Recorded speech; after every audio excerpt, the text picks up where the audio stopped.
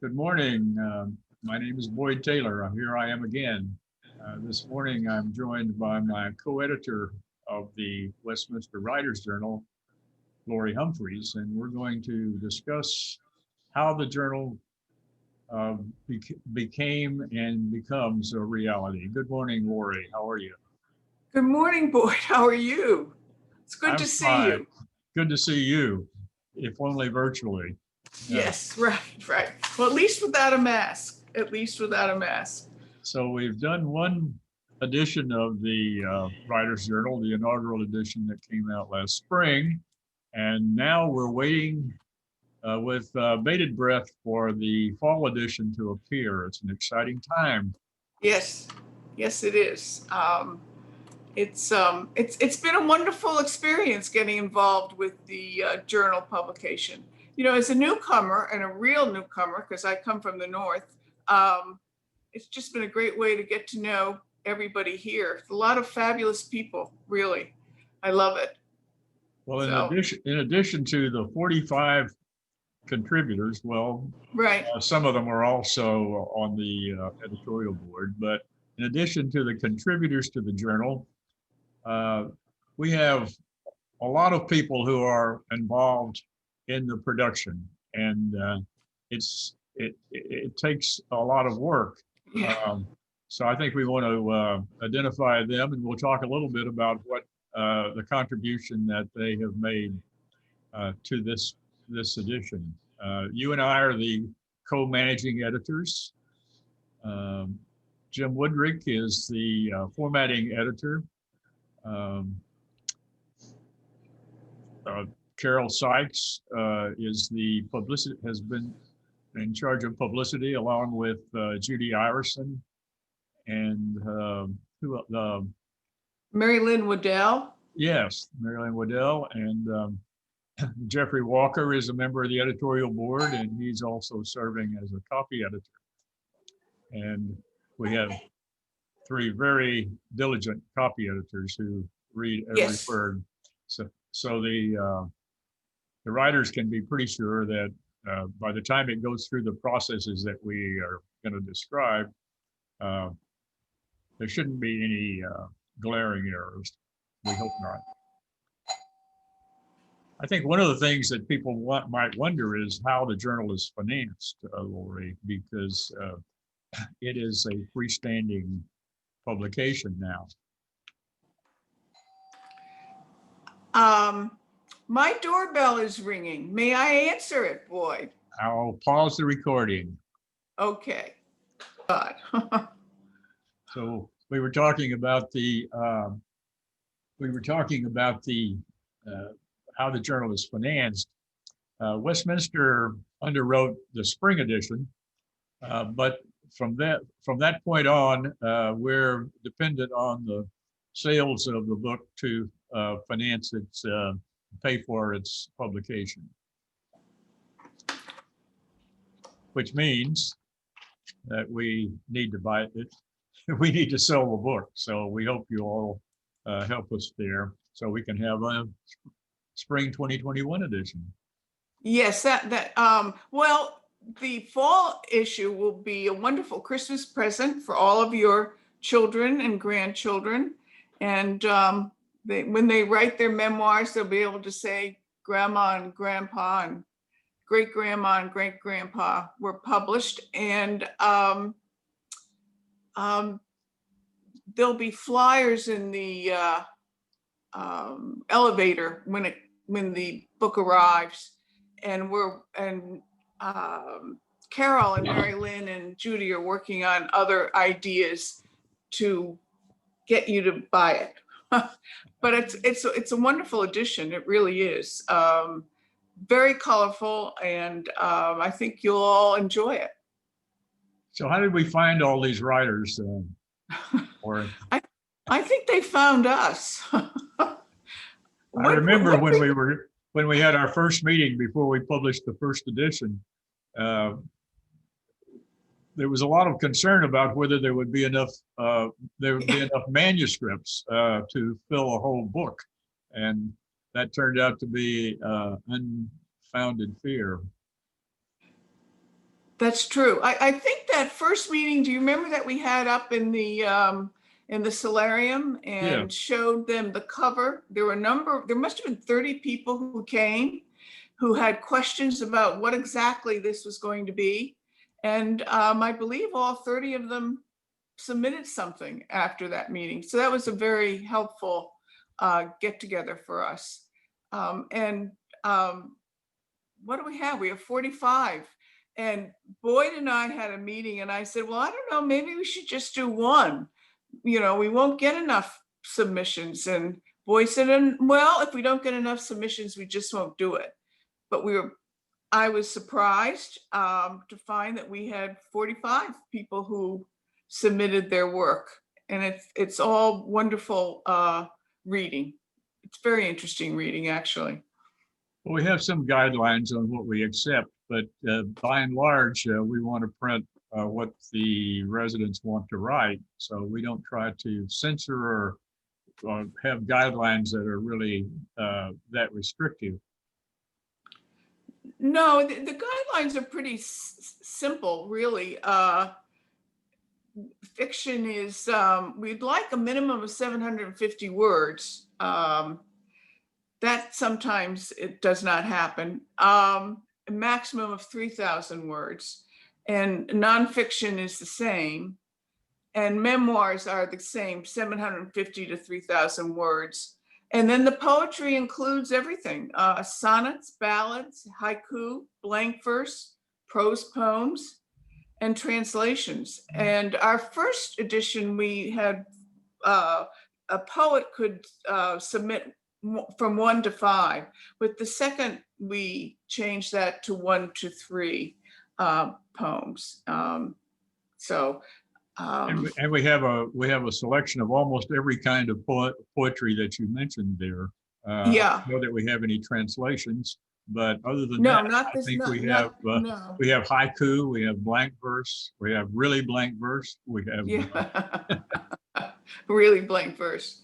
And we have a lot of memoirs in this edition. We have a lot of essays, and it's arranged so that the reader is taken on a journey from Austin in the earlier days when the capital was founded, through Austin in the Depression and up to the present time.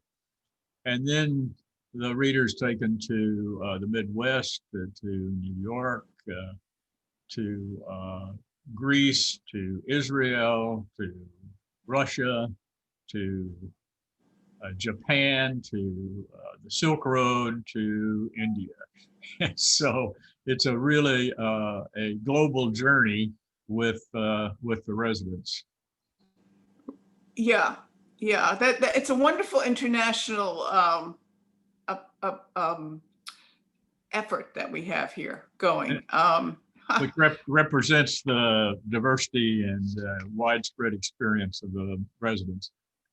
Well, it really is also epitomizes how international our lives are compared to the generations that preceded us. I think that's a wonderful thing, personally. I think it's a great. Yeah, it is.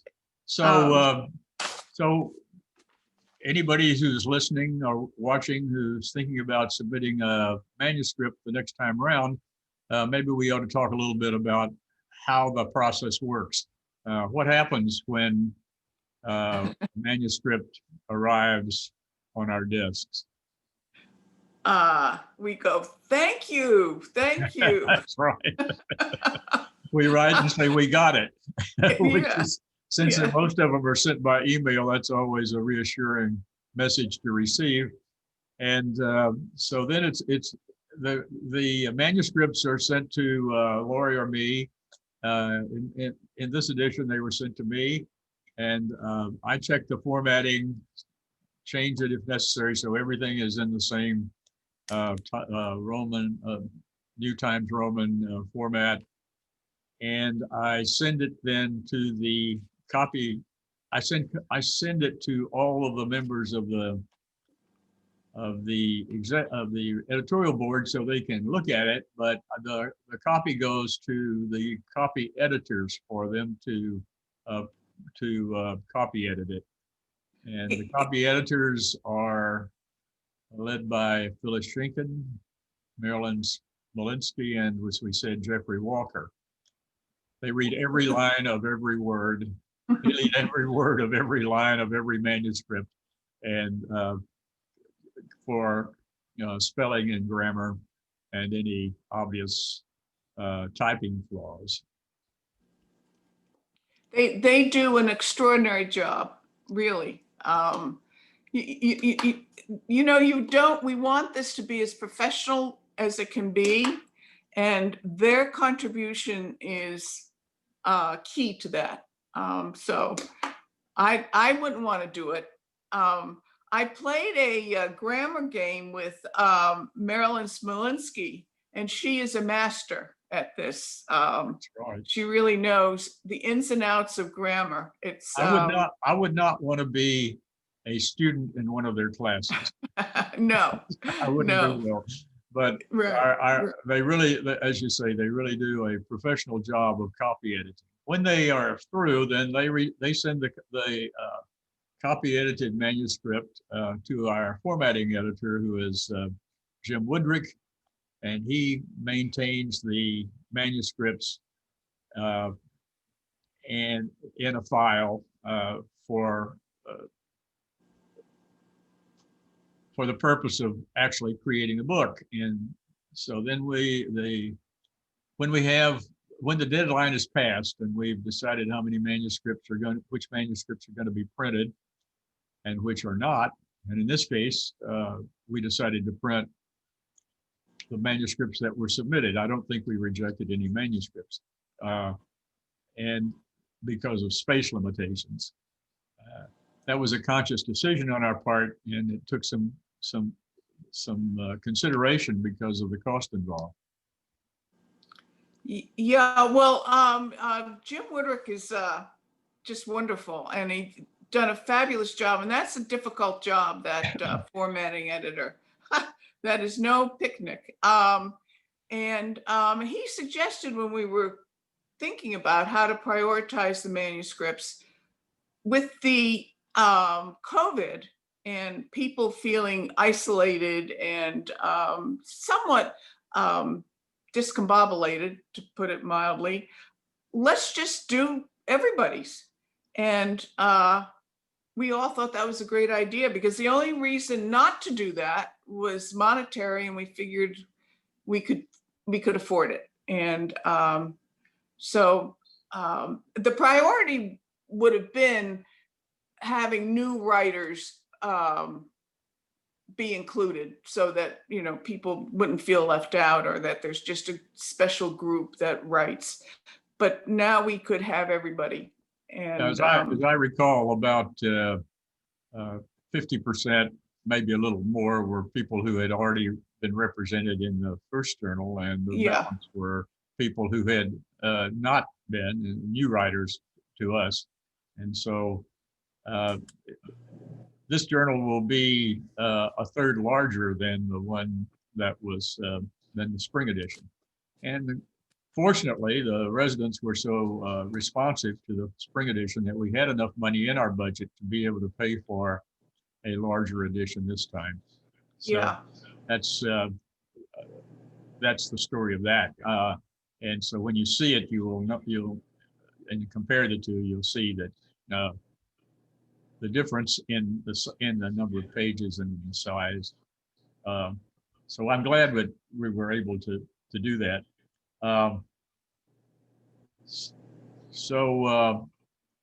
Can you talk a little bit about what's in the fall edition? Well, before I talk about what's in it, I want to talk about what it looks like when you first see it. And the cover. Kudos to Nancy Simons. I do not know what we will do if we lose her. Nancy, we are putting you on the spot. She just has been wonderful, because she's a graphic artist herself, and she understands all of this, all that's required to do a good Journal cover. It was her photographs that we used for the first one, and it's her photograph that we're using for the second.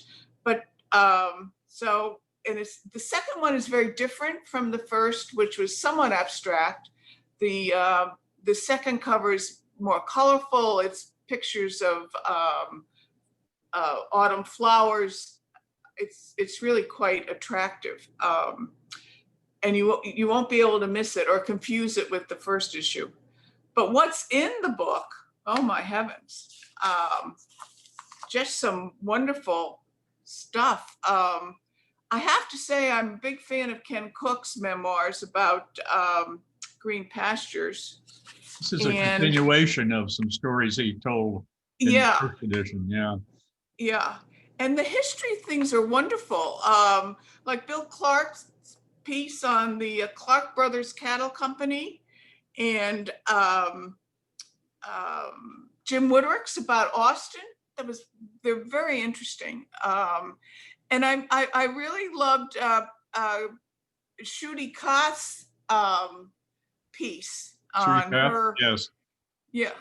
Yes. Oh, I'm sorry. Fath. Yeah. How I Made Good Trouble. She was a person who stood up for what she believed in. And still doing it, I believe. Yes. Yes, indeed, she is. I thought Joan Smith's story about being responsible for a sign that directed people to the Fort Davis Observatory, where her husband was the director, was really a fine story. That was wonderful. That was wonderful. The other one was Robert Norris has 3 poems, which we're delighted that he participated. And one of them is his autobiography. So when you get back to the back of the book on the contributor's notes, his biography is in the is one of his poems, and it is Robert Norris style. They're lovely. That's worth the price of the book right there. Yes, yes. And I might mention the book is $15 again this year, even though it's a third larger. So you're getting a lot more pages for your money. That's right. And we have a large print edition again for those who want it for $17.50, and it will.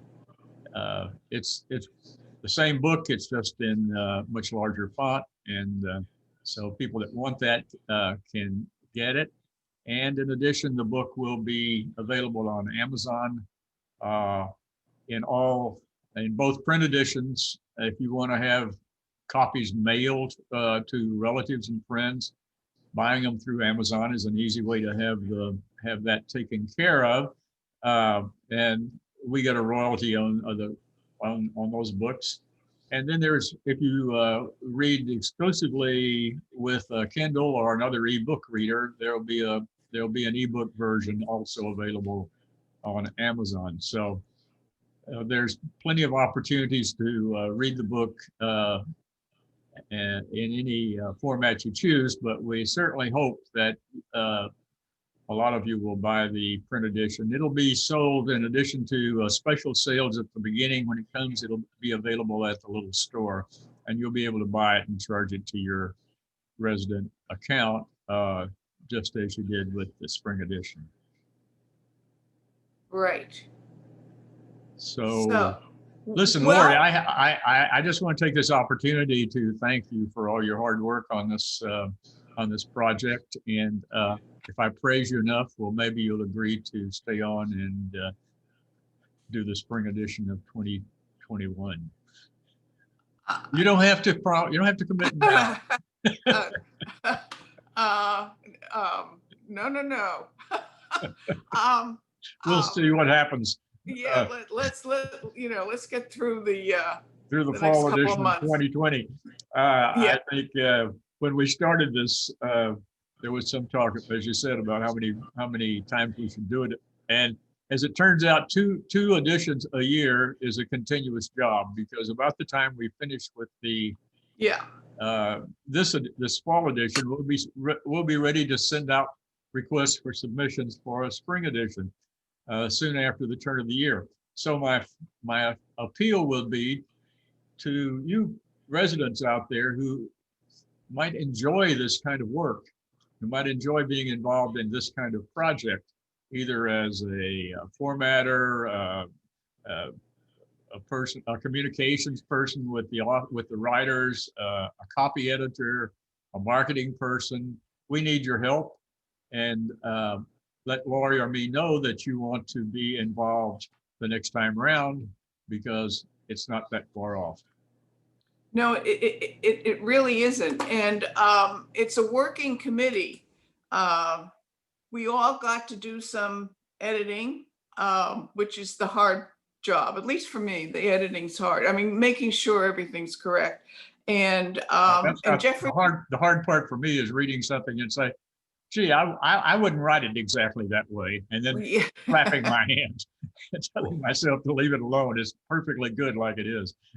Well, we don't get involved with style or any of that kind of decision making. I think we'd all be, drawn and quartered if we did. That's right. So we don't do that. We let people's writing stands on its own, but we do correct for grammar and spelling and obvious typos, etc. I think you people are pleased that we do that.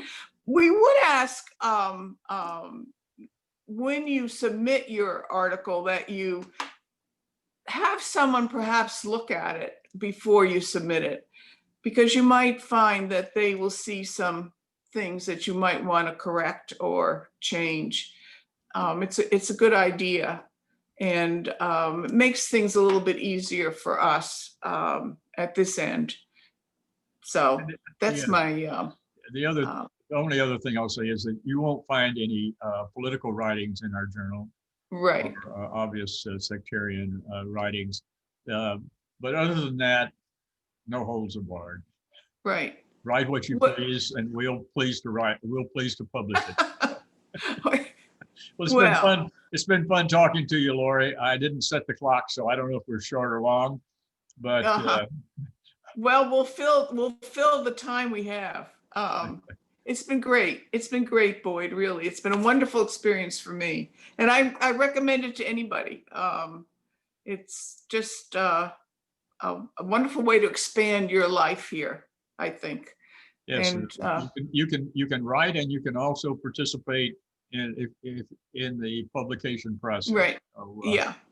And we're expecting the fall edition to be the proof copies should be here next week. And after the authors have a chance to look at their work as it's going to appear on the printed page, and then we will order the print copies, and our target is still mid-November, so maybe a little later than that, but depending on Amazon. So well, maybe we can sell it up at the if they do the art show and sale. Well, we can take orders anyway. Maybe I'm speaking too soon. Maybe I'm speaking too soon. Anyway. There's a lot going on here. And so thank you again, Lori. Thank you all for watching, and stay safe.